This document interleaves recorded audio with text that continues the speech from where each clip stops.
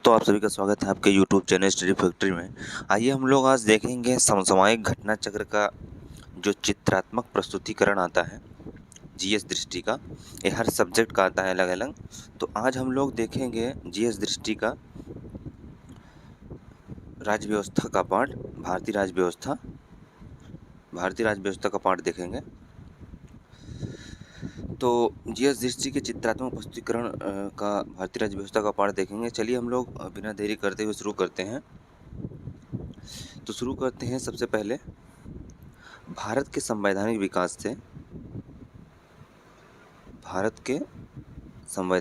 से। तो देखेंगे कंपनी के शासनाधीन अधिनियम जो आए थे, एक एक करके अधिनियम के बारे में पहले चर्चा करेंगे। सबसे पहले रेगुलेटिंग एक्ट 1773 जो आया था, रेगुलेटिंग एक्ट 1773 ब्रिटिश संसद द्वारा पारित हुआ था। कंपनी में जो व्याप्त भ्रष्टाचार और कुशासन को दूर करने के उद्देश्य से लाया गया था। इसमें रेगुलेटिंग एक्ट 1773 में प्रावधान क्या थे? प्रावधान इसमें मद्रास प्रेसिडेंसी, बम्बई प्रेसिडेंसी और बंगाल के गवर्नर को बंगाल प्रेसिडेंसी के अधीन कर दिया गया, तीनों को। अब बंगाल का गवर्नर जनरल नियुक्त किया गया। इसमें 1774 में सर्वोच्च न्यायालय की स्थापना की गई, 1773 रेगुलेटिंग एक्ट के तहत ही। फिर उसके बाद आता है पिट्स इंडिया एक्ट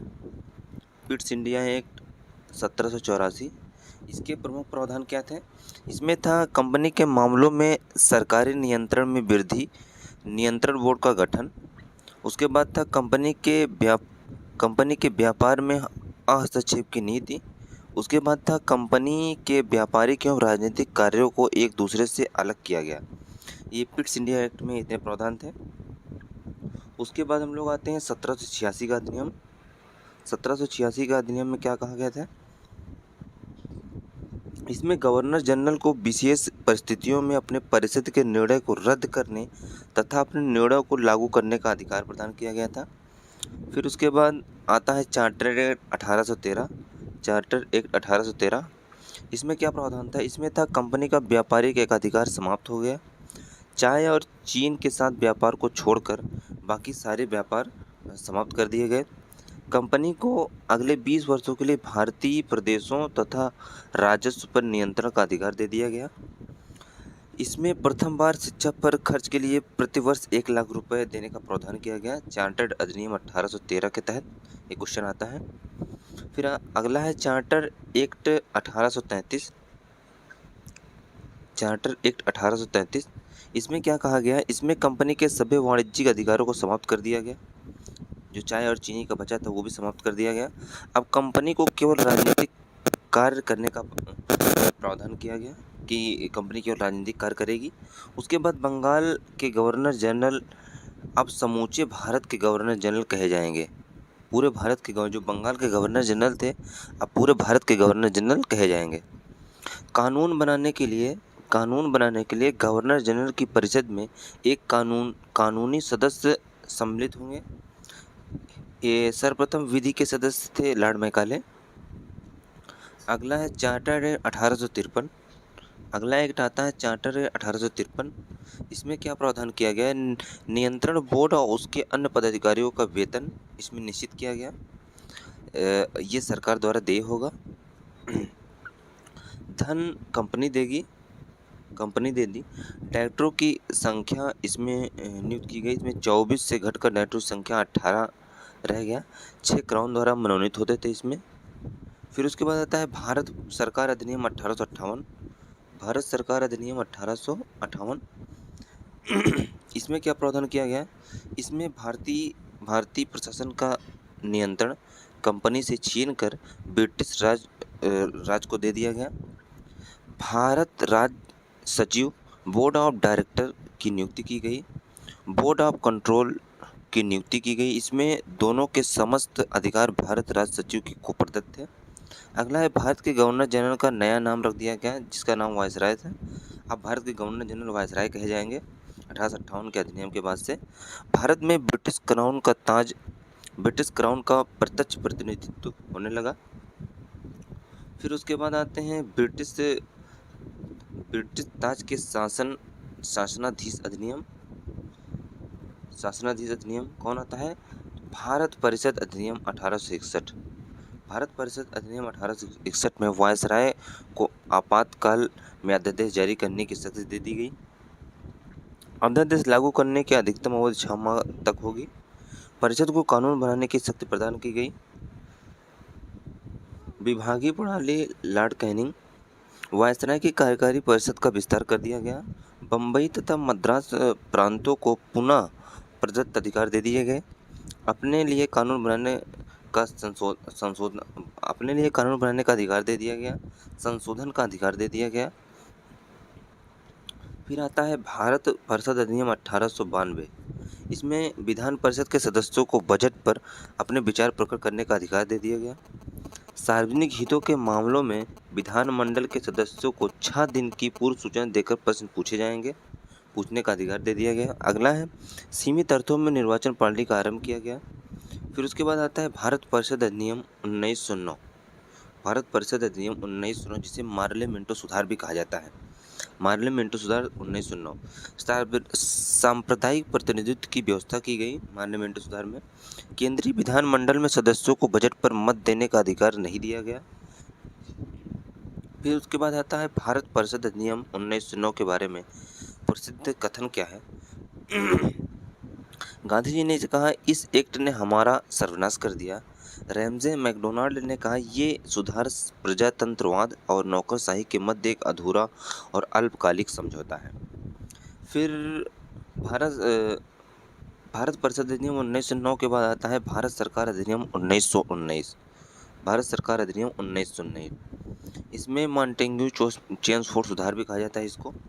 प्रांतों में द्वैध शासन प्रारंभ किया जाता है। पहली बार उत्तरदायी शासन व्यवस्था का स्पष्ट प्रयोग होता है। प्रांतीय विषय आरक्षित, हस्तांतरित दोनों विभाजित थे अलग अलग। अधिनियमों का आधार मॉन्टेग्यू चेम्सफोर्ड की रिपोर्ट थी। उसके बाद आता है भारत सरकार अधिनियम 1935। भारत सरकार अधिनियम 1935। इसमें प्रावधान क्या थे? इसका गठन इसके तहत संघ लोक सेवा आयोग का गठन किया गया। अखिल भारतीय संघ की स्थापना की गई। द्वैध शासन लागू किया गया। प्रांतों में समाप्त कर केंद्र में लागू कर दिया गया। स्वायत्ता प्रांतों को स्वायत्ता प्रदान की गई। स्वशासन प्रांतों को स्वशासन दोहरा शासन के स्थान पर प्रांतों को दोहरे शासन के तरह में स्वशासन दिया गया। उसके बाद आता है भारत सरकार अधिनियम 1935। भारत सरकार अधिनियम 1935। भारत सरकार अधिनियम 1935 में और प्रावधान क्या थे? गवर्नर अध्यादेश जारी करने का अधिकार गवर्नर को मिल गया। सांप्रदायिक तथा वर्गीय मतदाता मंडलों का विस्तार किया गया। भारत में वर्तमान संवैधानिक ढांचे का विकास काफ़ी हद तक। इसमें द्विसदनीय विधानमंडल का प्रावधान किया गया। शक्ति का विभाजन केंद्र और प्रांतों में किया गया। इसकी स्थापना फेडरल न्यायालय की स्थापना 1937 में की गई। जवाहरलाल नेहरू का कथन था कि एक कार जिसमें ब्रेक है पर इंजन नहीं है। गुलामी का अधिकार कहा गया। दासता का ज्ञात पत्र कहा गया। अनुदेश प्रपत्र कहा गया। राज्य के नीति निर्देशक तत्व के रूप में समाविष्ट भारत के संविधान में 1950 में शामिल किया गया। नोट देख लेते हैं। कांग्रेस ने लखनऊ अधिवेशन 1936 में भारत सरकार अधिनियम 1935 अस्वीकृत कर दी। फिर आता है भारतीय स्वतंत्रता अधिनियम 1947। इसमें अविभाजित भारत का विभाजन कर भारत एवं पाकिस्तान दो स्वतंत्र अधिराज्यों की स्थापना की गई। 15 अगस्त 1947 को भारतीय रियासतों पर ब्रिटिश संप्रभुता की समाप्ति हुई। दोनों अधिराज्यों की संविधान निर्माता सभा को संविधान बनाने का अधिकार दे दिया गया। दोनों अधिराज्यों को ब्रिटिश राष्ट्रमंडल से अलग होने की स्वतंत्रता दे दी गई। भारत का राज्य सचिव पद समाप्त कर दिया गया। अब इसके कुछ महत्वपूर्ण तत्व हैं, देख लेते हैं। बंगाल का प्रथम गवर्नर जनरल कौन बना? Warren Hastings. कलकत्ता में उच्च न्यायालय की स्थापना 1773 रेगुलेटिंग एक्ट 1774 में। प्रधान सेनापति की शक्तियां सर्वप्रथम प्राप्त किया लॉर्ड कॉर्नवालिस ने। भारत के प्रथम governor general Lord William Bentinck. कानून निर्माण में भारत प्रतिनिधियों को शामिल करने की शुरुआत की गई। भारत परिषद अधिनियम 1861 द्वारा।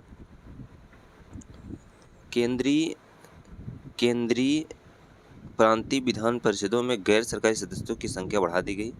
भारत परिषद अधिनियम 1892 के द्वारा। बर्मा को भारत से अलग कर दिया गया 1937 में। अगला है भारत सरकार अधिनियम 1919 को मॉन्टेग्यू चेम्सफोर्ड सुधार के नाम से जाना जाता है। सर्वप्रथम उत्तरदायी शासन शब्द का प्रयोग भारत सरकार अधिनियम 1919 में प्रस्तुत किया गया।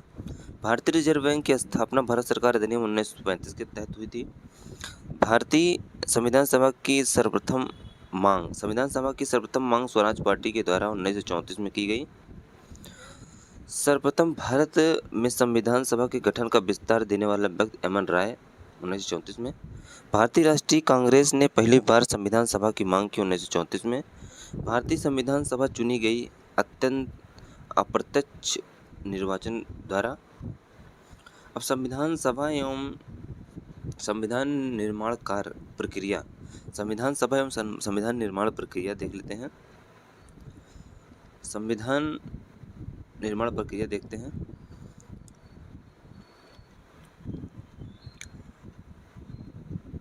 इसका गठन कैबिनेट मिशन 1946 के द्वारा हुआ था। भारतीय संविधान का निर्माण कैबिनेट मिशन 1946 द्वारा गठित संविधान सभा ने किया।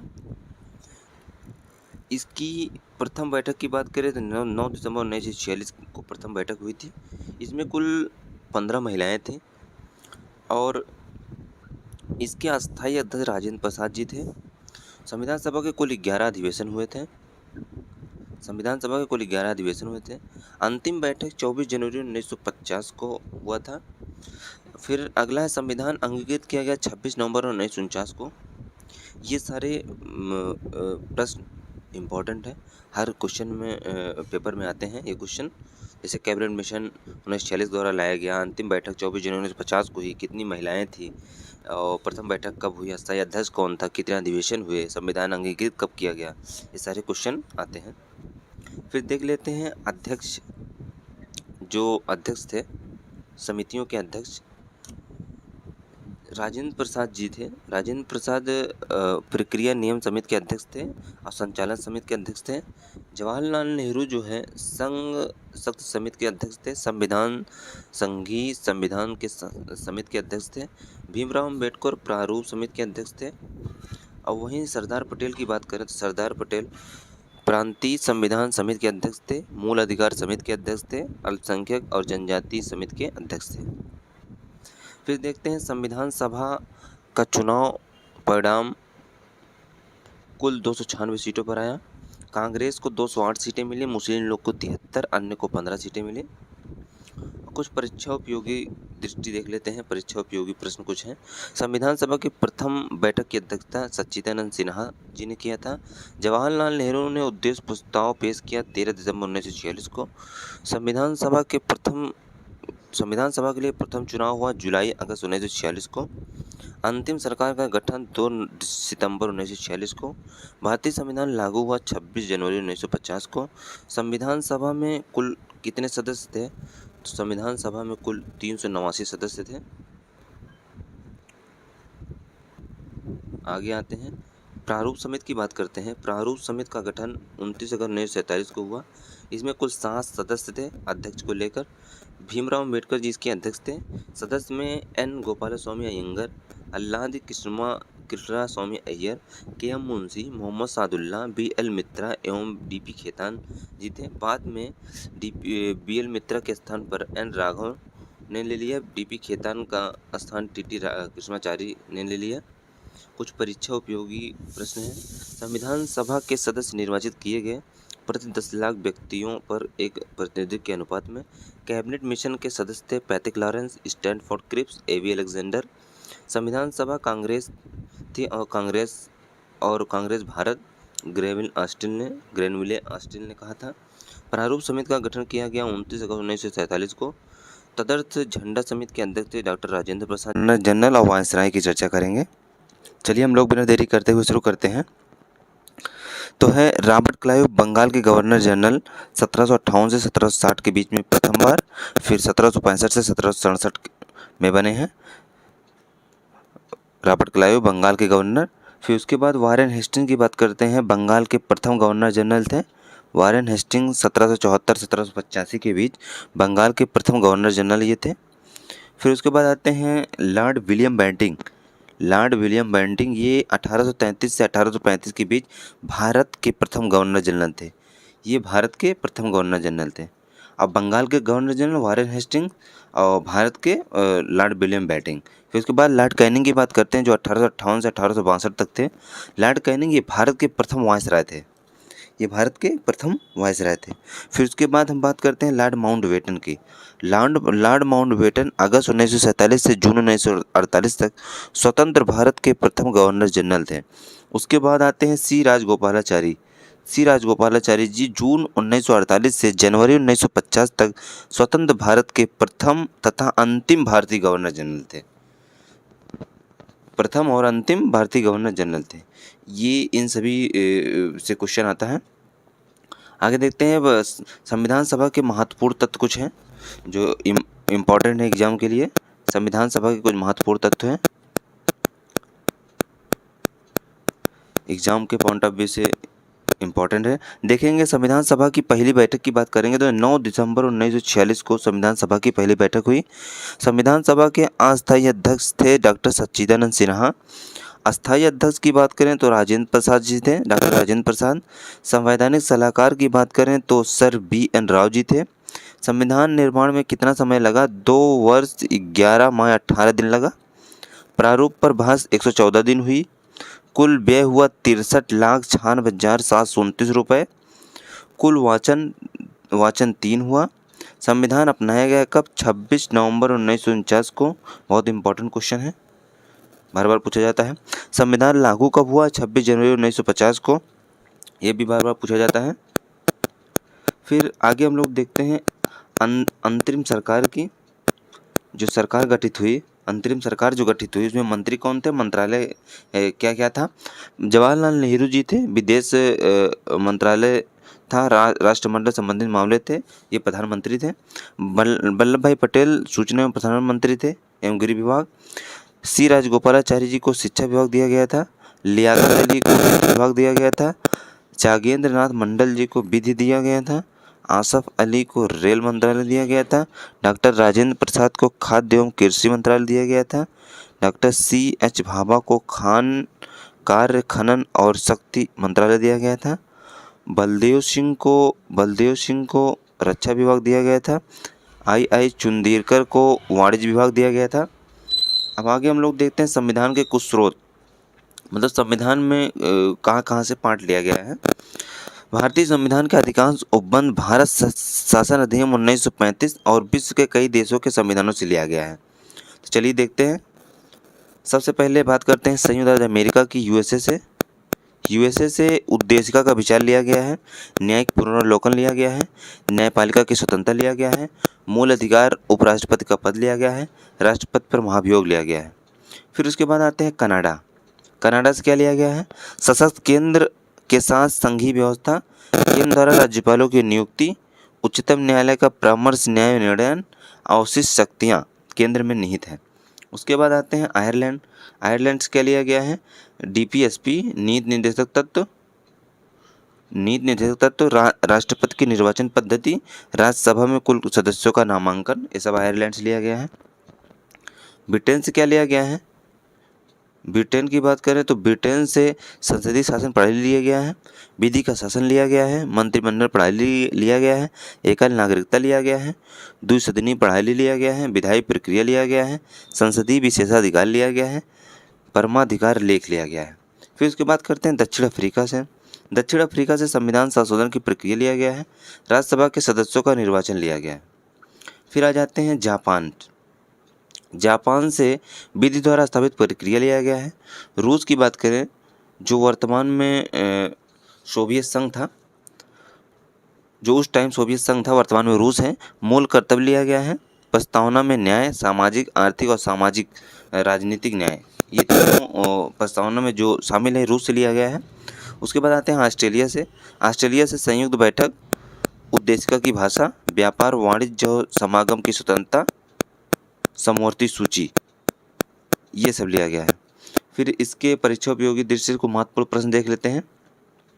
भारतीय राजनीतिक व्यवस्था में सर्वोच्च है, संविधान सर्वोच्च है। भारतीय संविधान में आपात उपबंध लिया गया है जर्मनी के वाइमर संविधान से। राष्ट्रपति के विचारार्थ राज्यपाल द्वारा विधेयक सुरक्षित रखने का उपबंध है, कर्नाटक के संविधान से लिया गया है। विश्व का प्रथम लिखित संविधान है, यूएसए का संविधान है। नेक्स्ट आते हैं उद्देशिका प्रस्तावना, इस पर चर्चा करते हैं। उद्देशिका प्रस्ताव प्रस्तुत किया गया 13 दिसंबर 1946 को प्रस्तुत किया गया। किसके द्वारा प्रस्तुत किया गया? जवाहरलाल नेहरू जी के द्वारा प्रस्तुत किया गया। यह अंगीकृत कब किया गया? 22 जनवरी 1947 को अंगीकृत किया गया। ये तीनों पॉइंट इंपॉर्टेंट है, क्वेश्चन में बार बार आता है कि प्रस्तुत कब किया गया? 13 दिसंबर 1946 को। प्रस्तुत किसने किया? जवाहरलाल नेहरू जी ने किया था। अंगीकृत कब किया गया था? 22 जनवरी 1947 को अंगीकृत किया गया था। आइए देखते हैं उद्देशिका की विषय वस्तु। इसके मूल तत्व की बात करें, उद्देशिका के मूल तत्व में संपूर्ण प्रभु संपन्न, समाजवादी, पंथ निरपेक्ष, लोकतांत्रिक गणराज्य। और इसमें समता की बात करें, इसमें 2 प्रकार की समता है, प्रतिष्ठा की समता, अवसर की समता। इसमें न्याय की बात करें, इसमें 3 प्रकार का न्याय है, सामाजिक न्याय, आर्थिक न्याय, राजनीतिक न्याय। स्वतंत्रता की बात करें, इसमें 5 प्रकार की स्वतंत्रता है, विचार की स्वतंत्रता, अभिव्यक्ति की स्वतंत्रता, धर्म की स्वतंत्रता, विश्वास की स्वतंत्रता, उपासना की स्वतंत्रता। इसमें ऐसा क्वेश्चन पूछता है कि प्रस्तावना में कितने प्रकार की न्याय दिया गया है, तो उसमें दिया रहेगा 2, 3, 4, 5, और दिया कितने प्रकार की समता है, कितने प्रकार के तत्व हैं, कितने प्रकार की स्वतंत्रता है, ऐसे क्वेश्चन पूछता है। आगे देखते हैं, उद्देशिका में 42वें संविधान संशोधन अधिनियम 1976 द्वारा शामिल किया गया। क्या क्या शामिल किया गया? समाजवादी शब्द, पंथ निरपेक्षता और अखंडता शब्द शामिल किया गया था। फिर उसके बाद आते हैं उद्देशिका पर उच्चतम न्यायालय क्या कहा है? उद्देशिका पर उच्चतम न्यायालय ने कहा यह संविधान का भाग है, स्वीकृत किया गया है बम्बई बनाम यूनियन ऑफ इंडिया वाद से, केशवानंद भारती बनाम केरल राज्य से, अस्वीकृत किया गया है बेरूबरी वाद से। फिर आगे देखते हैं परीक्षा उपयोगी कुछ प्रश्न हैं। संविधान की आत्मा किसे कहा गया? उद्देशिका को राजनीतिक जनपत्रिका किसने कहा? के एम मुंशी जी ने कहा। बी आर अम्बेडकर ने संविधान की आत्मा कहा। संवैधानिक उपचारों का अधिकार आर्टिकल 32 को। संविधान को पवित्र दस्तावेज किसने कहा? भीमराव अम्बेडकर जी ने कहा। फिर देख लेते हैं प्रस्तावना क्या है। उद्देशिका प्रस्ताव, हम भारत के लोग भारत को संपूर्ण प्रभुत्व संपन्न, समाजवादी, पंथ निरपेक्ष, लोकतांत्रिक गणराज्य बनाने के लिए तथा उसमें समस्त नागरिकों को सामाजिक, आर्थिक और राजनीतिक न्याय, विचार, अभिव्यक्ति, विश्वास, धर्म और उपासना की स्वतंत्रता, प्रतिष्ठा और अवसर की समता प्राप्त करने के लिए उन सब में व्यक्ति की गरिमा और राष्ट्र की एकता और अखंडता सुनिश्चित करने की वाली बंधुता बढ़ाने के लिए दृढ़ संकल्प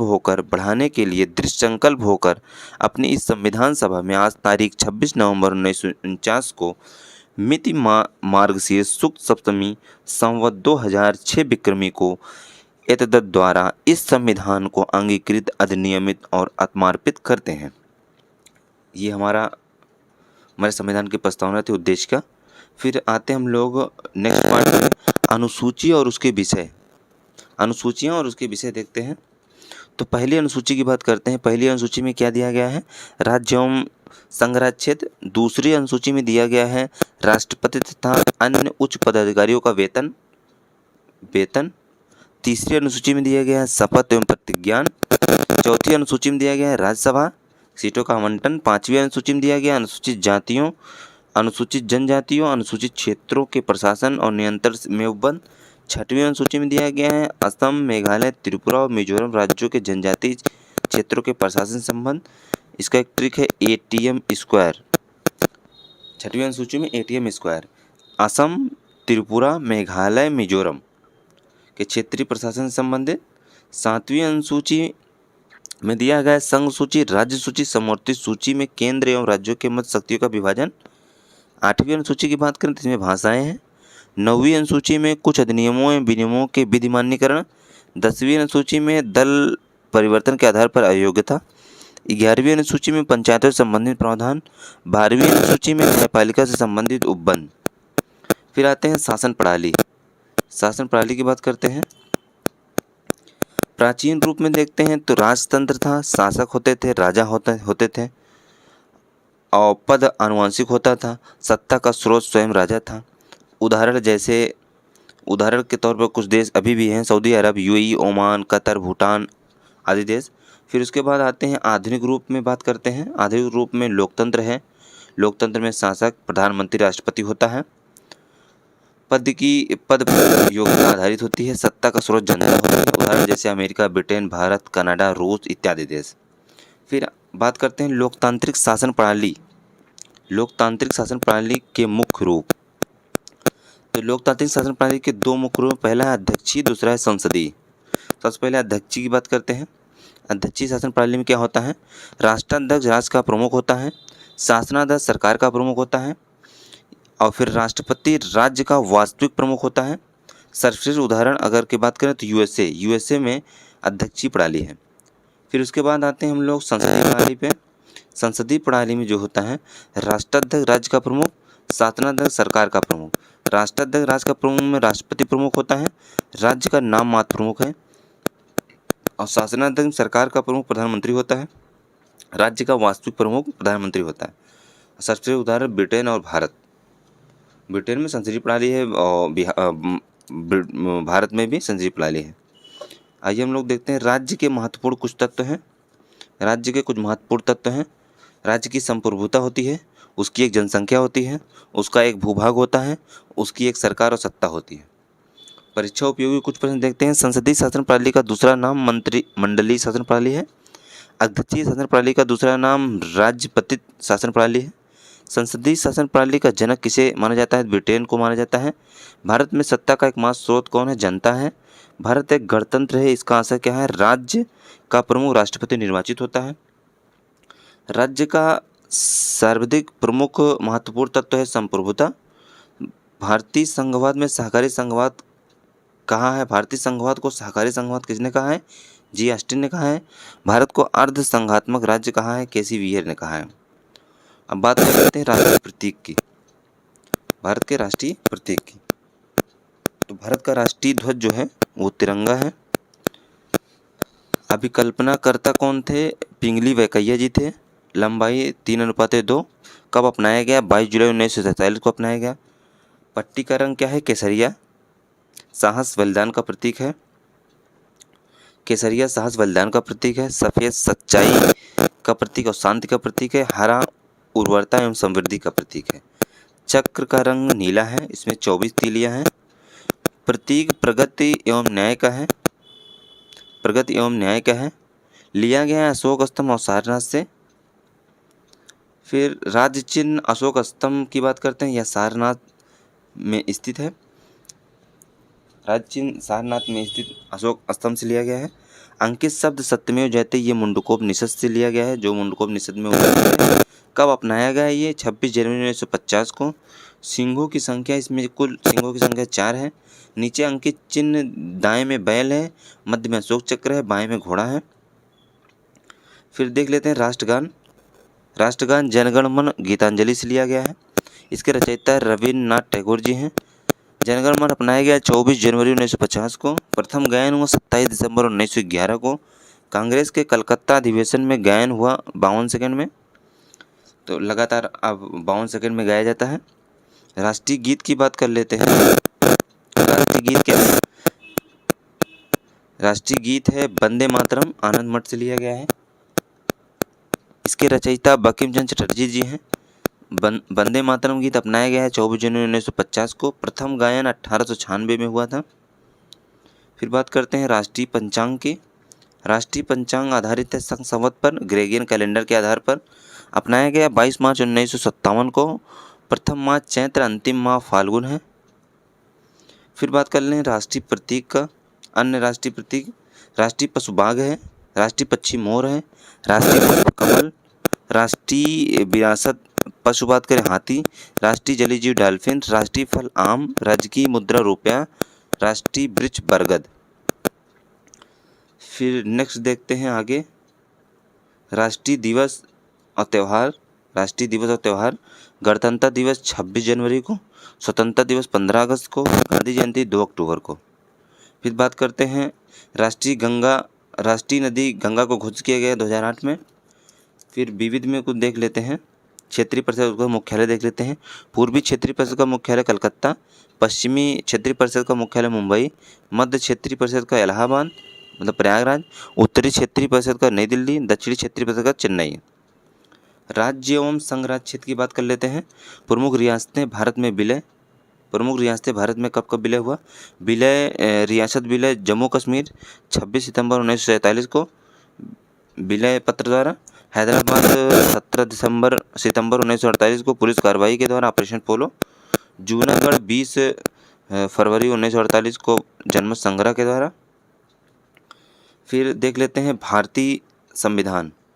भारतीय संविधान में देखेंगे कितने अनुच्छेद हैं और विषय उसका क्या क्या है। भारतीय संविधान और भाग क्या है?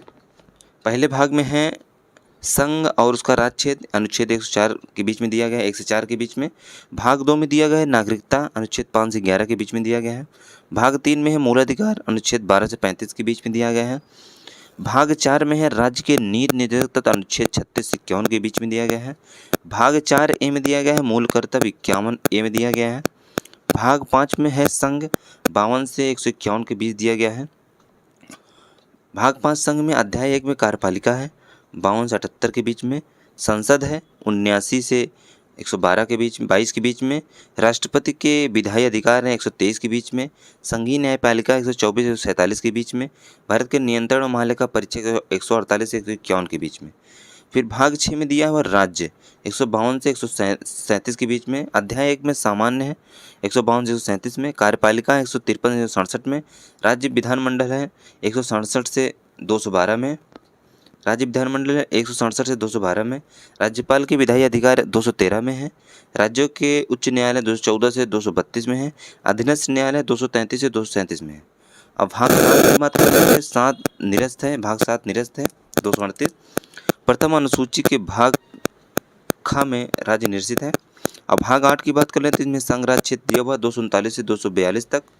भाग 9 में दिया हुआ पंचायतें 243 से 243 तक।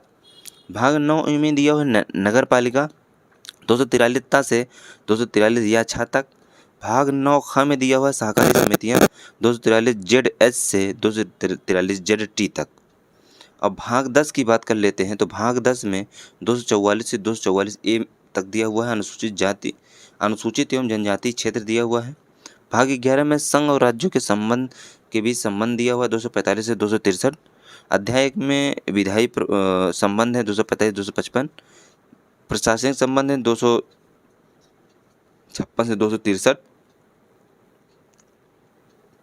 और फिर भाग 12 में दिया हुआ है वित्त संपत्ति संविदाएं एवं वाद 264 से 300 ए तक। और अध्याय 1 में वित्त दिया हुआ है 264 से 291। उधार दिया हुआ है 292 293। संपत्ति संविदाएं अधिकार देयता बाध्यताएं एवं वाद 294 से 300 के बीच दिया हुआ है। संपत्ति का अधिकार 300 ए में शामिल है। भाग 13 में दिया हुआ है भारत के राज्य क्षेत्र के भीतर व्यापार एवं वाणिज्य 301 से 307 के बीच में। भाग 14 में है संघ और राज्यों के अधीन सेवाएं 308 से 323 के बीच में। अध्याय 1 में सेवाएं हैं 308 से 314। लोक सेवा आयोग 315 से 323। अधिकरण भाग 14 है अधिकरण 323 ए से 323 बी तक। भाग 15 है निर्वाचन 324 से 329 तक ए तक। भाग 16 है कुछ वर्गों। भाग 16 में दिया हुआ है कुछ वर्गों के संबंध में विशेष उपबंध 300 से 342 तक। भाग 17 है राजभाषा 343 से 351। अध्याय 1 में राज्य की भाषा है 343 से 344। क्षेत्रीय भाषा है 344 से 347। उच्चतम न्यायालय उच्च न्यायालय आदि की भाषा है 348 से 349। अब विशेष निर्देश है 350 से 351। भाग 18 में दिया हुआ आपात उपबंध 352 से 360। भाग 19 प्रकीर्ण है 361 से 367। भाग 20 संविधान का संशोधन 368। भाग 21 में दिया हुआ अस्थायी संक्रमणकालीन और विशेष उपबंध। भाग 22 में दिया हुआ है संक्षिप्त नाम प्रारंभ हिंदी में प्राधिकृत पाठ और निरसन 395 से 393 से 395 के बीच। हम लोग शुरू करेंगे भाषाई आयोग एवं समितियां और देखेंगे राज्य के पुनर्गठन, मतलब कब से राज्यों का पुनर्गठन शुरू हुआ। चलिए हम लोग बिना देरी करते हुए शुरू करते हैं। देखते हैं भाषाई आयोग एवं समितियां, कौन कौन सी समितियां गठित की गई थी, कौन कौन से इसके अध्यक्ष थे। चलिए शुरू करते हैं। तो भाषाई आयोग, प्रांत आयोग, इसका गठन जून 1948 में हुआ। इसके अध्यक्ष SK धर जी थे। रिपोर्ट इन्होंने सौंपी थी 1948 को, दिसंबर 1948 को। फिर देखते हैं अनुशंसा राज्यों, इन्होंने अनुशंसा जो की थी, राज्यों का गठन प्रशासनिक सुविधा के आधार पर न करके भाषाई आधार पर किया जाए। तो सबसे पहले राज्य का गठन आंध्र प्रदेश राज्य का गठन हुआ था। आंध्र प्रदेश राज्य का गठन तात्कालिक गठन हुआ था पोट्टी श्री रामालू की 56 दिनों की भूख हड़ताल के बाद उनकी जब मौत हो गई थी तब गठित हुआ था 1 अक्टूबर 1953 को। विशेषता क्या थी, भाषा के आधार पर गठित देश का पहला राज्य था ये। और विभाजन इसका हुआ 2 जून 2014 को, विभाजित होकर तेलंगाना नया राज्य बना है। अब फिर समितियों की बात कर लेते हैं। JVP समिति एक बनी थी जिसका गठन 1948 में हुआ था। इसके सदस्य सरदार वल्लभ भाई पटेल, जवाहरलाल नेहरू, पट्टाभी सिद्धरामैया जी थे। इन्होंने 1949 में, अप्रैल 1949 में रिपोर्ट सौंपी थी। अनुशंसा की थी कि भाषाई आधार पर राज्यों का पुनर्गठन अस्वीकृति। इन्होंने भाषाई आधार पर राज्यों का पुनर्गठन को अस्वीकृत किया था। अब फिर राज्य पुनर्गठन आयोग की बात करते हैं। तो राज्य पुनर्गठन आयोग का गठन वर्ष 1953 को हुआ था और इसके अध्यक्ष थे फजल अली और सदस्य में KM पडिक्कर एवं HN कुंजूर जी थे। इन्होंने रिपोर्ट सौंपी 1955 को। अनुशंसा की भाषाई आधार पर राज्यों का पुनर्गठन, इन्होंने फिर भाषाई आधार पर राज्यों के पुनर्गठन की अनुशंसा की थी। भाषाई आधारों पर राज्य के पुनर्गठन की अनुशंसा की थी। फिर हम देख लेते हैं विभिन्न राज्यों की गठन और उनकी तिथियां देख लेते हैं। तो आंध्र प्रदेश का गठन 1 अक्टूबर 1953, अभी आप लोगों ने ऊपर देखा। उसके बाद सिक्किम है 16 मई 1975 को। उसके बाद गुजरात है 1 मई 1960 को। फिर मिजोरम है 20 फरवरी 1987 को। फिर नागालैंड है 1 दिसंबर 1963 को। फिर अरुणाचल प्रदेश है 20 फरवरी 1987 को। फिर हरियाणा है 1 नवंबर 1966 को। फिर गोवा है 30 मई 1987 को। फिर हिमाचल प्रदेश है 25 जनवरी 1971 को। छत्तीसगढ़ है 1 नवंबर 2000 को। और मेघालय है 21 जनवरी 1972 को। उत्तराखंड है 9 नवंबर 2000 को। और फिर उसके बाद है मणिपुर है 21 जनवरी 1972 को। त्रिपुरा भी 21 जनवरी 1972, मेघालय भी 21 जनवरी 1972। और उधर छत्तीसगढ़ 1 नवंबर 2000। फिर उत्तराखंड 9 नवंबर 2000, झारखंड 15 नवंबर 2000, तेलंगाना 2 जून 2014 को गठित हुआ था। फिर आगे हम लोग देख लेते हैं नागरिकता देख लेते हैं। भारतीय संविधान में इसका उल्लेख अनुच्छेद 5 से लेकर 11 तक है। नागरिकता जो है अनुच्छेद 5 से लेकर 11 तक संविधान में उल्लेख है। संविधान के भाग 2 में अनुच्छेद 5 से लेकर 11 तक इसका उल्लेख है। ये भारत में एकल नागरिकता का प्रावधान है। भारत में 2 तरह के लोग हैं। पहले जो नागरिक हैं, दूसरे विदेशी हैं। विदेशी में मित्र और शत्रु दोनों हैं। उसके बाद देखते हैं कुछ महत्वपूर्ण तथ्य हैं। संसद द्वारा नागरिकता के अधिकार का विधि द्वारा विनियमन किया जाना उपलब्धित है अनुच्छेद 11 के अंतर्गत। भारतीय नागरिकता अधिनियम 1955 पारित किया गया था संसद द्वारा। अनुच्छेद 15, 16, 19, 29 और 30 के तहत अधिकार केवल नागरिकों को प्राप्त है। भारत में नागरिक जन्म से या प्राकृतिक रूप से राष्ट्रपति बनने की योग्यता रखते हैं, जबकि केवल जन्म से नागरिक ही राष्ट्रपति बन सकते हैं। ये अमेरिका में प्रावधान है।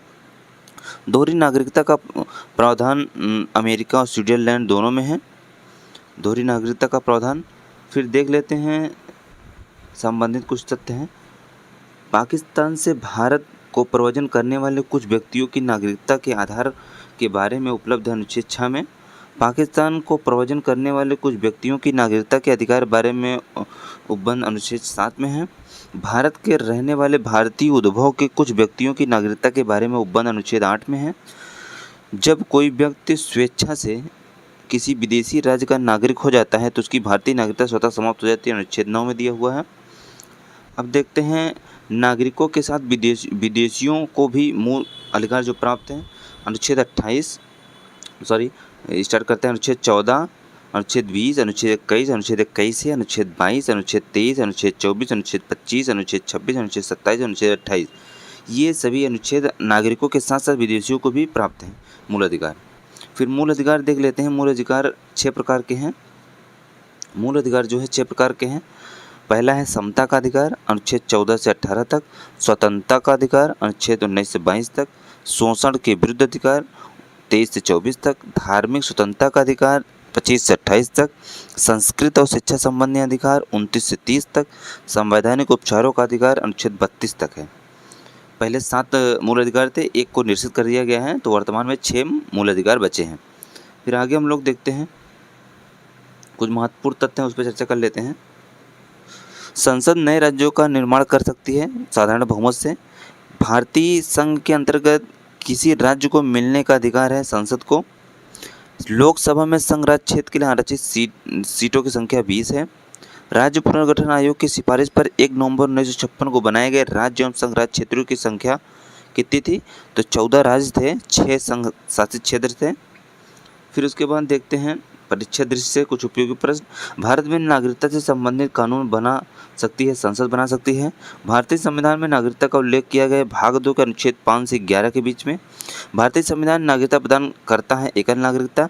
अमेरिका में नागरिकता प्रदान की जाती है दोहरी नागरिकता, मतलब वहाँ राज्य की नागरिकता अलग है और देश की नागरिकता अलग है, इसीलिए दोहरी नागरिकता। फिर आगे देखते हैं भारतीय नागरिकता अधिनियम 1955 के अनुसार पंजीकृत द्वारा भारतीय नागरिकता प्राप्त करने के लिए भारतीय मूल के व्यक्ति को भारत में व्यतीत करने होंगे लगभग 7 वर्ष। फिर देख लेते हैं नागरिकता प्राप्ति एवं अंत। नागरिकता प्राप्त कैसे की जाती है और नागरिकता समाप्त कैसे होती है? तो भारतीय नागरिकता का आधार क्या है देखते हैं। जन्म से नागरिकता, वंश एवं परंपरा से नागरिकता, पंजीकरण से नागरिकता, देशीकरण से नागरिकता, अर्जित भूमि के समामेलन से नागरिकता मिलती है। अब फिर देख लेते हैं आगे भारतीय नागरिकता का अंत मतलब लोप। अंत कैसे होगा? नागरिकता त्यागने पर होता है, सरकार द्वारा वंचित करने पर होता है, किसी देश की नागरिकता ग्रहण करने पर होता है।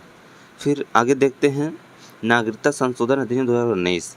ये क्या कहता है? नागरिकता अधिनियम 2019 लागू कब हुआ? 10 जनवरी 2020 को। नागरिकता देगा कौन कौन से देश को देगा? पाकिस्तान, अफगानिस्तान, बांग्लादेश और के अल्पसंख्यकों को। अफगानिस्तान, पाकिस्तान, बांग्लादेश के अल्पसंख्यकों को। अल्पसंख्यक में कौन कौन होंगे? हिंदू होंगे, सिख होंगे, बौद्ध होंगे, जैन होंगे, पारसी होंगे, ईसाई होंगे, इसमें मुस्लिम नहीं होंगे। फिर मूल अधिकार देख लेते हैं। अनुच्छेद 21(1) कहता है शिक्षा के अधिकार को मौलिक अधिकार बनाया गया है 86वें संविधान संशोधन अधिनियम 2002 के द्वारा। प्रेस की स्वतंत्रता अंतर्निहित है संविधान का अनुच्छेद 19A सब क्लॉज का में। मेनका गांधी वाद 1978 संबंधी अनुच्छेद 21 के अंतर्गत प्रदत्त मूल अधिकारों के विस्तार से। सिखों द्वारा कृपाण धारण करना धार्मिक स्वतंत्रता का अंग माना गया अनुच्छेद 25 के अंतर्गत। मौलिक अधिकारों का संरक्षक है उच्चतम एवं उच्च न्यायालय। मौलिक अधिकारों का संरक्षण उच्चतम एवं उच्च न्यायालय है। फिर उसके बाद देख लेते हैं नागरिकता से संबंधित कुछ महत्वपूर्ण अनुच्छेद है। नागरिकता से संबंधित कुछ महत्वपूर्ण अनुच्छेद है। पहला है अनुच्छेद 5 संविधान लागू होने के समय नागरिकता।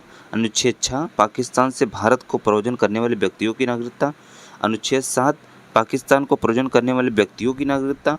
अनुच्छेद 8 भारत के बाहर रहने वाले भारतीय उद्भव के कुछ व्यक्तियों की नागरिकता। अनुच्छेद 9 विदेशी राज्य की नागरिकता ग्रहण करने पर भारतीय नागरिकता स्वतः समाप्त।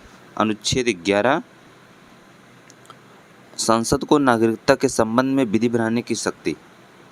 फिर देख लेते हैं मूल अधिकार। मूल अधिकार देख लेते हैं। मूल अधिकार अपनाया गया यूएसए से अपनाया गया है। संविधान में इसका उल्लेख भाग 2 में 12 से 35 के बीच में है। तो देख लेते हैं मूल अधिकार। संविधान में मूल अधिकारों की संख्या तो अनुच्छेद 14 से लेकर 18 तक समता का अधिकार है। फिर उसके बाद स्वतंत्रता का अधिकार अनुच्छेद 1922 तक है। फिर शोषण के विरुद्ध अधिकार अनुच्छेद 23 से 24 तक है। फिर धार्मिक स्वतंत्रता का अधिकार जो है 25 से 28 तक है। फिर संस्कृति और शिक्षा संबंधी अधिकार अनुच्छेद 29-30 है। फिर संवैधानिक उपचारों का अधिकार अनुच्छेद 32 में दिया हुआ है। फिर बात करते हैं आर्टिकल 21 का, अनुच्छेद 21 का।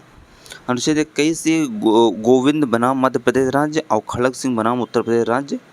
तो अनुच्छेद 19 1D भारत के राज्य क्षेत्र के सर्वत्र आवास संरक्षण का अधिकार अनुच्छेद 21 में, जीवन का अधिकार से मिलाकर पढ़ने का एकांत का अधिकार प्राप्त है अनुच्छेद 1D से। प्रमुख संबंधित वाद कौन थे? ए के गोपालन वाद, मद्रास राज्य बनाम मद्रास राज्य 1950, ए के गोपालन बनाम मद्रास राज्य 1950, मेनका गांधी बनाम भारत संघ 1978। इसमें कहा गया है प्राण एवं दैहिक स्वतंत्रता की उचित एवं न्यायपूर्ण मामलों के आधार पर रोक संभव।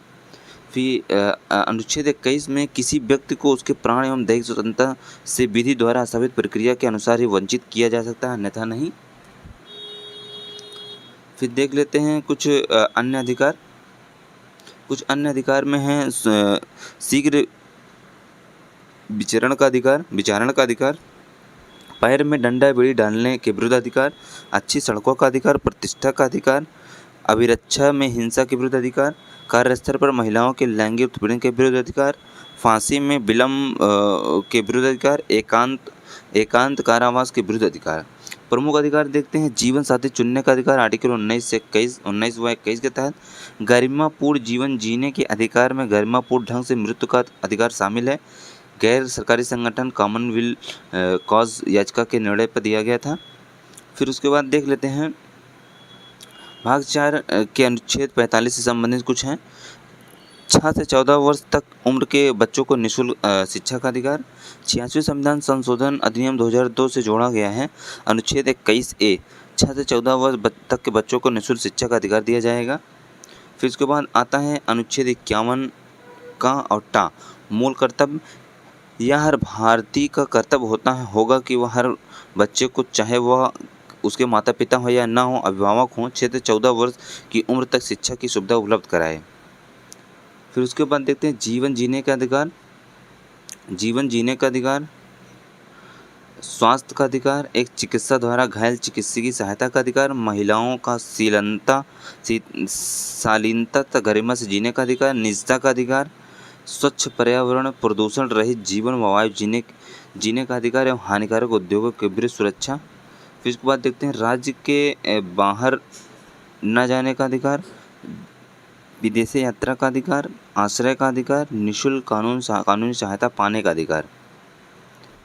फिर उसके बाद देख लेते हैं समता का अधिकार जो है, अनुच्छेद 14 है विधि के समस्त समता और विधियों का समान संरक्षण। अनुच्छेद 15 दिया हुआ है धर्म, मूल वंश, जाति, लिंग, जन्मस्थान के आधार पर विभेद का परिच्छेद। अनुच्छेद 16 दिया हुआ है लोक नियोजन के विषय में अवसर की समता। अनुच्छेद 17 दिया हुआ है अस्पृश्यताओं का अंत। अनुच्छेद 18 दिया हुआ है उपाधियों का अंत। फिर आते हैं आर्टिकल 19 पर स्वतंत्रता का अधिकार। इसमें है अनुच्छेद 19 अभिव्यक्ति की स्वतंत्रता सहित 6 प्रकार की स्वतंत्रता है। अनुच्छेद 20 अपराधों के लिए दोषित के संबंध संरक्षण। अनुच्छेद 21 प्राण एवं दैहिक स्वतंत्रता। अनुच्छेद 22 गिरफ्तारी एवं निरोध से संरक्षण।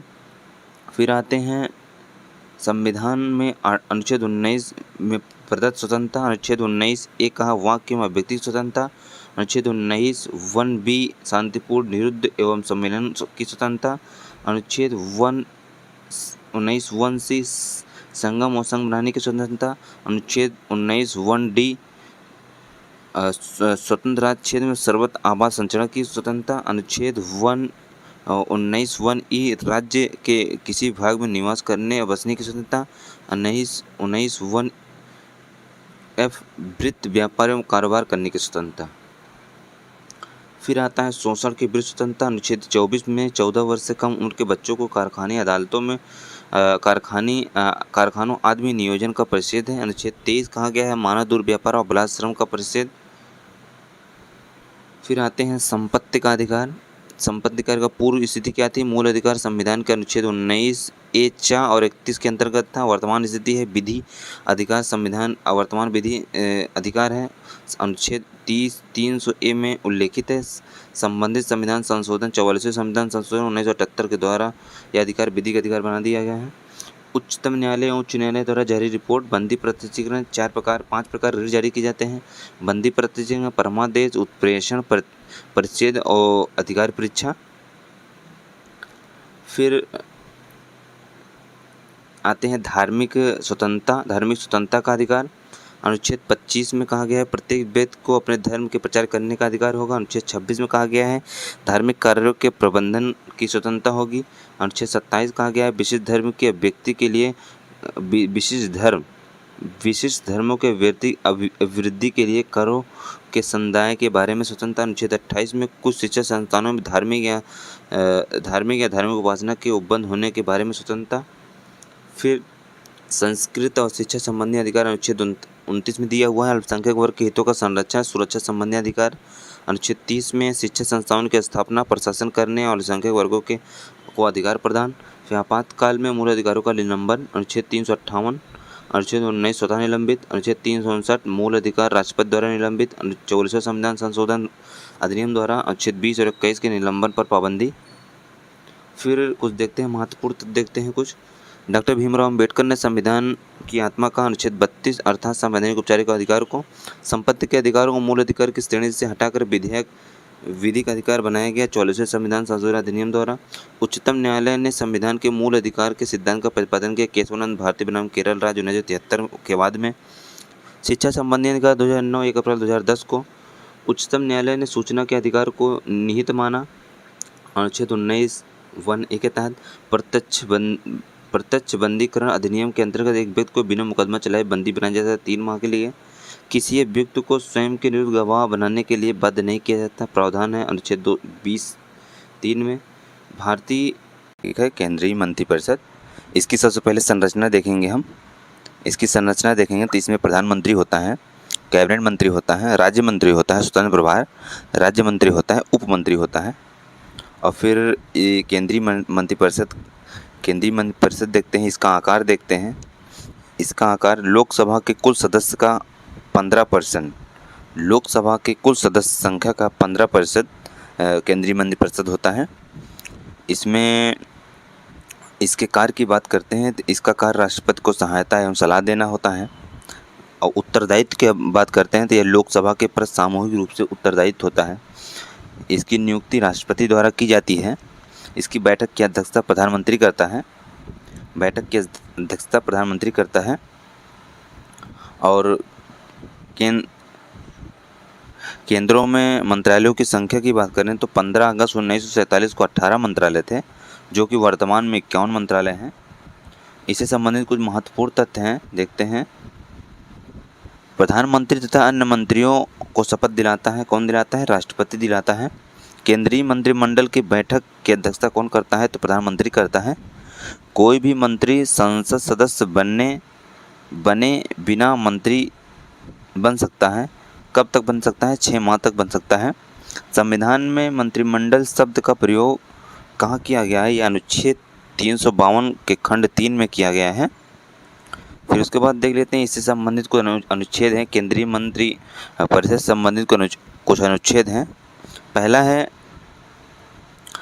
है अनुच्छेद 74(1), जिसमें राष्ट्रपति की सहायता एवं सलाह से संबंधित है।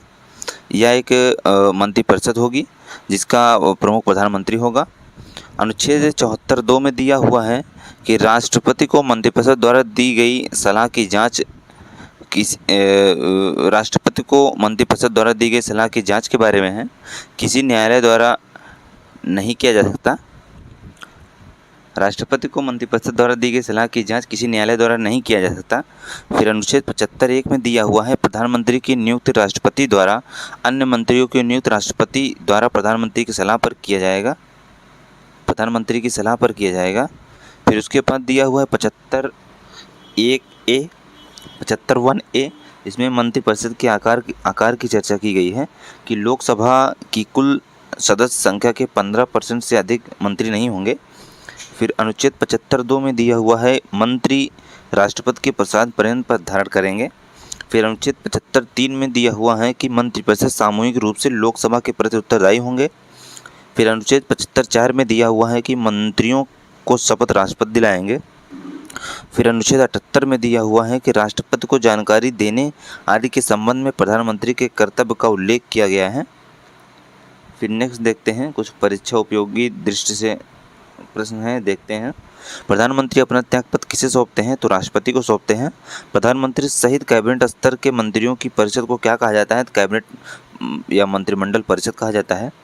भारत सरकार की समस्त कार्यवाही की हुई मानी जाती है राष्ट्रपति के नाम पर। कार्यपालिका जो कार्रवाइयाँ होती हैं राष्ट्रपति के नाम से मानी जाती हैं। वैज्ञानिक एवं औद्योगिक संस्थान परिषद CSIR का अध्यक्ष होता है, कौन होता है? तो प्रधानमंत्री होता है। सिविल सर्विसेज बोर्ड का अध्यक्ष होता है, सिविल सर्विसेज बोर्ड का अध्यक्ष जो होता है वो कैबिनेट सचिव होता है। फिर उसके आगे देखते हैं कुछ महत्वपूर्ण तथ्य हैं। मंत्रिपरिषद सामूहिक रूप से किसके प्रति उत्तरदायी होती है? तो लोकसभा के प्रति उत्तरदायी होती है। और मंत्रिपरिषद के विरुद्ध अविश्वास प्रस्ताव लाने के लिए लोकसभा में सदस्यों की न्यूनतम संख्या 50 होनी चाहिए। स्वतंत्र भारत के प्रथम कानून मंत्री थे, कौन थे? डॉक्टर BR अम्बेडकर जी थे। स्वतंत्र भारत के प्रथम वित्त मंत्री थे RK सुडमुखम चट्टी जी थे। अविश्वास प्रस्ताव पेश किया जा सकता है केवल लोकसभा में, राज्यसभा में नहीं पेश किया जा सकता। उसके बाद देखते हैं भारत से संबंधित आधिकारिक दस्तावेज को क्या कहा जाता है? श्वेत पत्र कहा जाता है। भारतीय संविधान के अनुच्छेद 74(1)(a) को जोड़ा गया है 91वें संविधान संशोधन अधिनियम 2003 के द्वारा।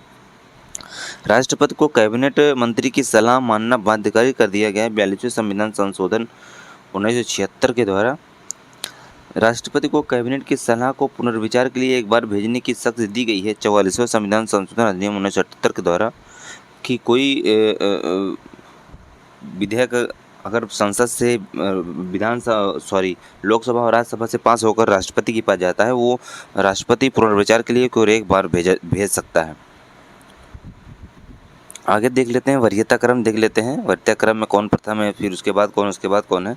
तो सबसे पहले राष्ट्रपति होता है देश का, फिर उसके बाद उपराष्ट्रपति होता है, फिर प्रधानमंत्री होता है, फिर राज्यों के राज्यपाल होते हैं, फिर उसके बाद भूतपूर्व राष्ट्रपति होता है, फिर उसके बाद भारत का मुख्य न्यायाधीश होता है, फिर लोकसभा अध्यक्ष होता है, फिर कैबिनेट मंत्री होता है, फिर राज्यसभा एवं लोकसभा में विपक्ष के नेता होते हैं, फिर नीति आयोग के उपाध्यक्ष होते हैं, फिर भूतपूर्व प्रधानमंत्री होते हैं, फिर राज्यों के मुख्यमंत्री होते हैं अपने राज्यों में, फिर भारत रत्न से सम्मानित व्यक्ति होते हैं, फिर उसके बाद होते हैं भारत स्थित विदेशों के असाधारण एवं पूर्ण अधिकारी, राजदूत एवं राष्ट्रमंडल देशों के उच्चायुक्त, फिर राज्यों के राज्यपाल होते हैं, फिर राज्य के बाहर, फिर राज्यों के मुख्यमंत्री, फिर राज्य के बाहर, फिर सर्वोच्च न्यायालय के न्यायाधीश होते हैं।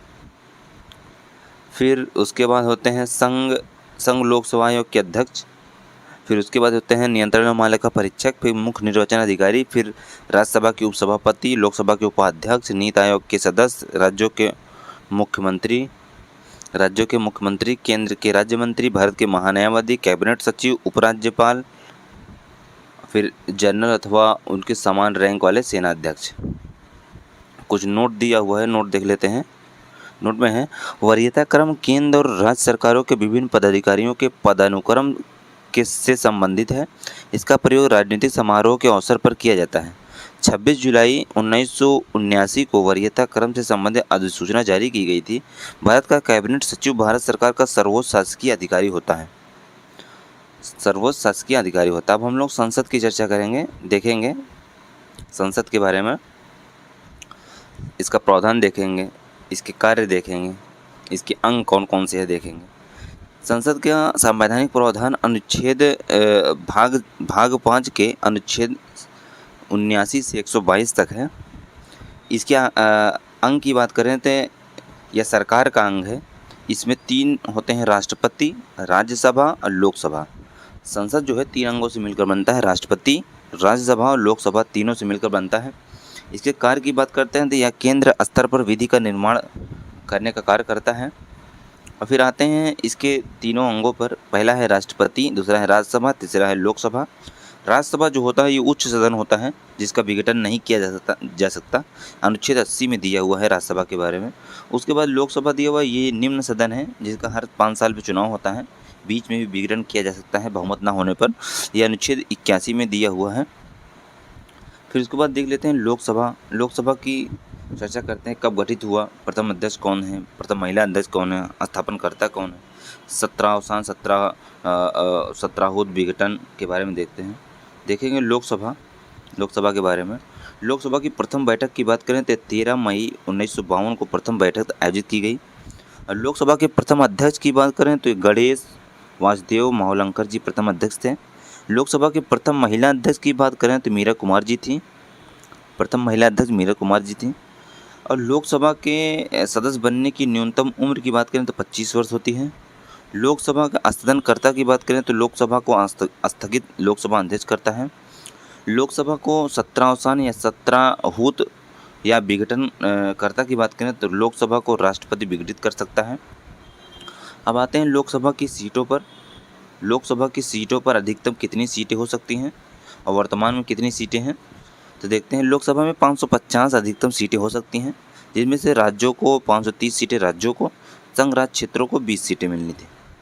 उसके बाद देखते हैं वर्तमान स्थिति। 543 सीटें हैं वर्तमान में, जिसमें से 224 राज्यों में हैं और 19 संघ राज्य क्षेत्रों में।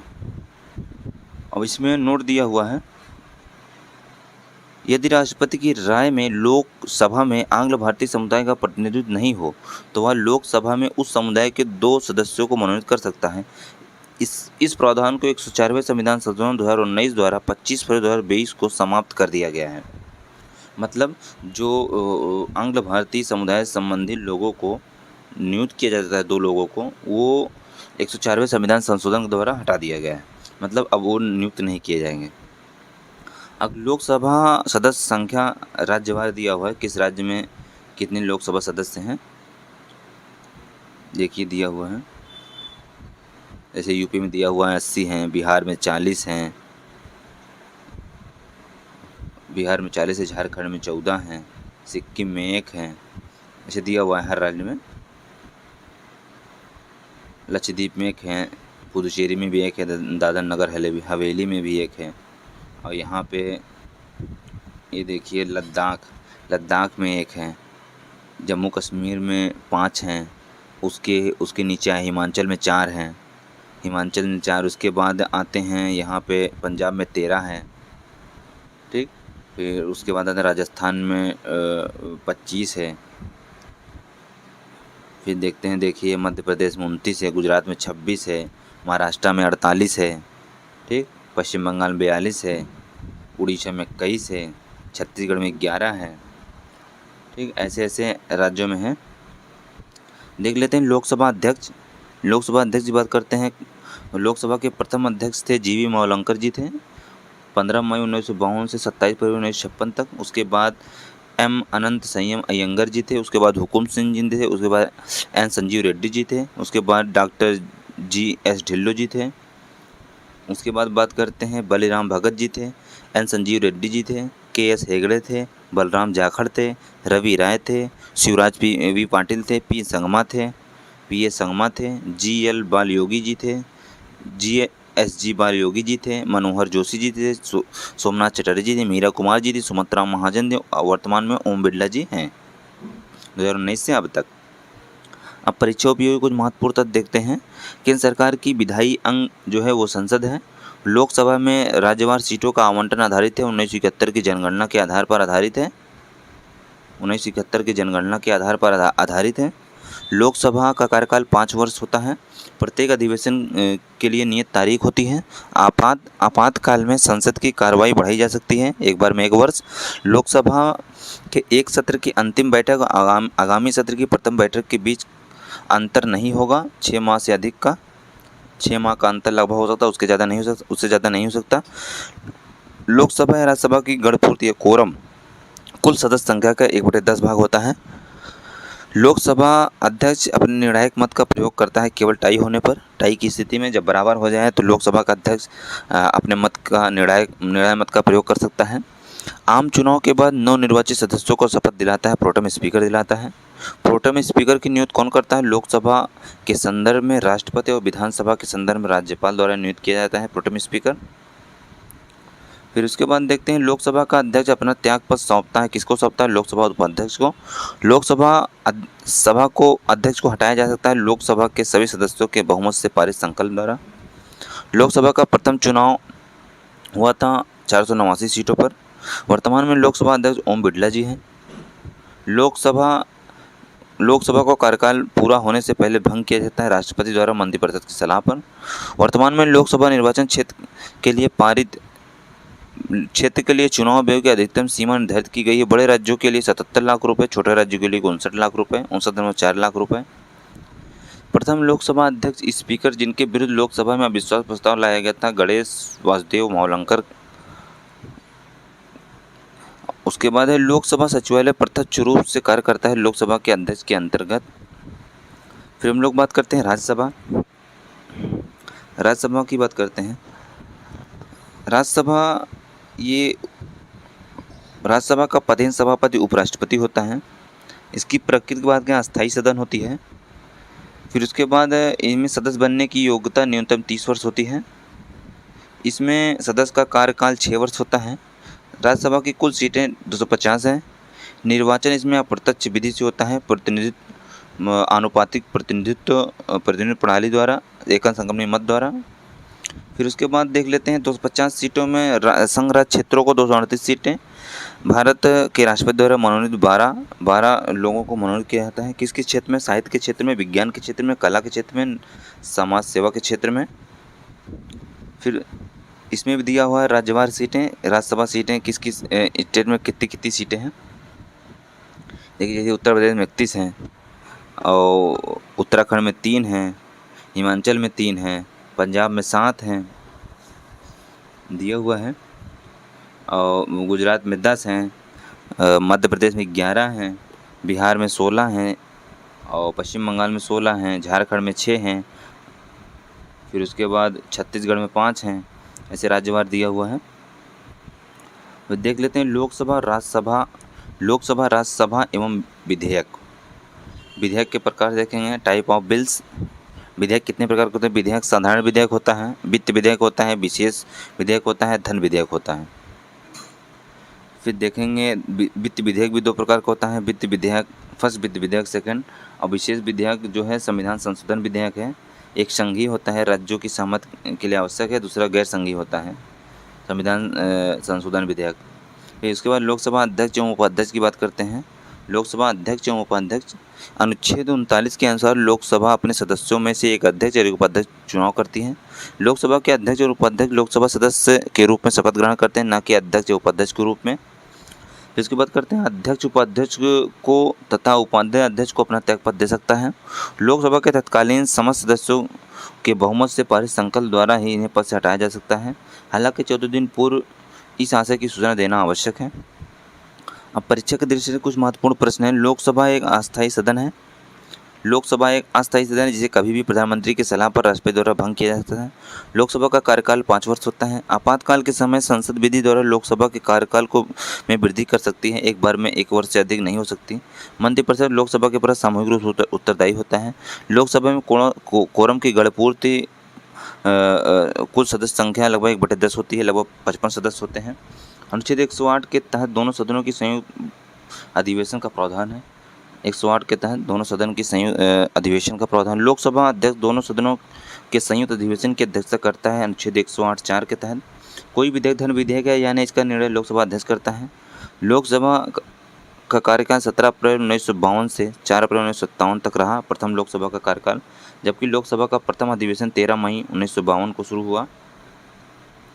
फिर देख लेते हैं संसदीय समितियाँ देख लेते हैं कौन कौन संसदीय समितियाँ होती हैं, इसके गठनकर्ता कौन है। संसदीय समितियाँ देखते हैं। गठनकर्ता देखेंगे, नाम निर्देशकर्ता, प्रतिवेदनकर्ता, अध्यक्ष, सभापति। फिर उसके बाद देखेंगे सूचना का अधिकार 2005, सूचना का अधिकार अधिनियम 2005। इसका स्वरूप विधिक अधिकार है। 11 मई 2005 को लाया गया, लोकसभा से पारित हुआ। राज्यसभा से 12 मई 2005 को पारित हुआ। फिर किस वाद से संबंधित है? नमिता शर्मा बनाम भारत संघ वाद से संबंधित है ये। फिर उसके बाद देखते हैं संसदीय समितियों के प्रकार। इसमें अस्थायी समितियां हैं। अस्थायी की प्रकृति, अस्थायी गठन प्रत्येक वर्ष होता है, कार्यकाल 1 वर्ष होता है। और फिर उसके बाद होती हैं तदर्थ समितियां। इसकी प्रकृति अस्थायी होती है, गठन विशेष उद्देश्य से होता है, कार्यकाल उद्देश्य या कार्य पूरा होने तक रहता है, तदर्थ समितियाँ। उसके बाद संसद की वित्तीय समितियाँ जो हैं, इसका उद्देश्य सार्वजनिक व्यय पर संसदीय नियंत्रण, फिर इस समिति में एकल समिति होती है, संयुक्त समिति होती है। एकल समिति में आती है प्राक्कलन समिति आती है, जिसके सदस्य 30 होते हैं, सारे लोकसभा से होते हैं। उसके बाद संयुक्त समितियों में लोक लेखा समिति आती है, जिसके सदस्य 22 होते हैं, 15 लोकसभा 7 राज्यसभा से होते हैं। फिर सरकारी उपक्रम समिति आती है, जिसमें सदस्य 22 होते हैं, लोकसभा से 15, 7 राज्यसभा से, लोकसभा से 15, राज्यसभा से 7 होते हैं। और लोक लेखा में भी 22 होते हैं, जिसमें से लोकसभा 15, राज्यसभा 7 होते हैं। उसके बाद देखते हैं अस्थायी संसदीय समितियाँ। ये वित्तीय समितियाँ होती हैं। विभागीय अस्थायी समितियाँ होती हैं, जांच समितियाँ होती हैं, परीक्षण एवं नियंत्रण के लिए गठित समितियाँ होती हैं, सदन या सेवा समिति होती है, सदन के दैनिक कार्यों से संबंधित समितियाँ होती हैं। इसके बाद देखते हैं संयुक्त बैठक। संसद का संयुक्त बैठक, इसका प्रावधान जो है, संयुक्त बैठक का प्रावधान अनुच्छेद 108 में दिया हुआ है। फिर संबंधित विधेयक, साधारण विधेयक और वित्त विधेयक के लिए संयुक्त बैठक का आयोजन किया जाता है। इसके बाद देखते हैं संयुक्त बैठक आहूत कौन करता है? राष्ट्रपति आहूत करता है। इसकी अध्यक्षता कौन करता है? लोकसभा अध्यक्ष करता है। अब तक बुलाई गई संयुक्त बैठक 3 बार बुलाई गई है। पहले वर्ष 1961 में दहेज विधेयक निरोधक विधेयक पर, वर्ष 1978 में बैंक सेवा आयोग पर, वर्ष 2002 में पोटा पर। अब धन विधेयक की बात करते हैं। धन विधेयक जो है ये लोकसभा में पुनः स्थापित किया जा सकता है। निर्धारण लोकसभा अध्यक्ष द्वारा होता है। धन विधेयक है, कौन सा विधेयक है? यह राज्यसभा रोक सकती है अधिकतम 14 दिन तक। अनुच्छेद 119 और 110 में इसकी चर्चा है। अनुच्छेद 109 और 110 में इसकी चर्चा है, संवैधानिक प्रावधान। और कुछ महत्वपूर्ण तथ्य हैं। लोक लेखा समिति के अध्यक्ष की नियुक्ति लोकसभा अध्यक्ष करता है। लोक लेखा समिति के अध्यक्ष की नियुक्ति लोकसभा अध्यक्ष करता है। सामान्यतः लोक लेखा समिति का अध्यक्ष नियुक्त किया जाता है लोकसभा के विपक्ष के किसी सदस्य द्वारा। सदस्य को लोक लेखा समिति अपनी रिपोर्ट सौंपती लोकसभा अध्यक्ष को। भारत सरकार ने वन संरक्षण अधिनियम पारित किया 1980 में। राष्ट्रपति द्वारा राज्यसभा में मनोनीत किए जाते हैं 12 व्यक्ति। प्रथम अभिनेत्री जो राज्यसभा के लिए नामित नरगिस दत्त। राज्यसभा के 2/3 सदस्य सेवानिवृत्त हो जाते हैं प्रत्येक 2 वर्ष की समाप्ति पर।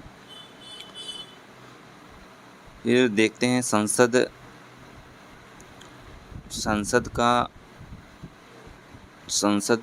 से संबंधित अनुच्छेद और उसका आकार देखेंगे। संसद जो है अनुच्छेद 79 से 112 से संबंधित प्रावधान है, अनुच्छेद में है। संसद संविधान का भाग 5 अध्याय 2 में है। संविधान के भाग 5 अध्याय 2 में अनुच्छेद 79 संघ के लिए एक सदन होगी जो राष्ट्रपति और 2 सदनों से मिलकर बनेगी, जिसके नाम राज्यसभा और लोकसभा होंगे। फिर राज्यसभा अधिकतम 250 सदस्य, लोकसभा 250 सदस्य, राज्यसभा अधिकतम सदस्य 250 होंगे। इसका गठन प्रत्येक राज्यों से अधिकतम 530 तथा संघ राज्य क्षेत्रों से अधिकतम 20 प्रतिनिधि सदस्यों से मिलकर बनेगा। अनुच्छेद 93 में दिया हुआ लोकसभा के अध्यक्ष एवं उपाध्यक्ष का चुनाव लोकसभा के सदस्यों में से अनुच्छेद 94 के तहत किया जाएगा। अध्यक्ष अपना त्यागपत्र उपाध्यक्ष को तथा उपाध्यक्ष अपना त्यागपत्र अध्यक्ष को सौंपेगा। जो भी तक ऊपर हम लोगों के उसी की समरी दी हुई है। यहाँ पे बहुमत से पारित संकल्प द्वारा अध्यक्ष को हटाया जाएगा। लोकसभा द्वारा सचिवालय लोकसभा अध्यक्ष के अंतर्गत कार्य करेगा। उसके बाद सीटों का आवंटन, राज्यवार सीटों का आवंटन 1971 की जनगणना के आधार पर है।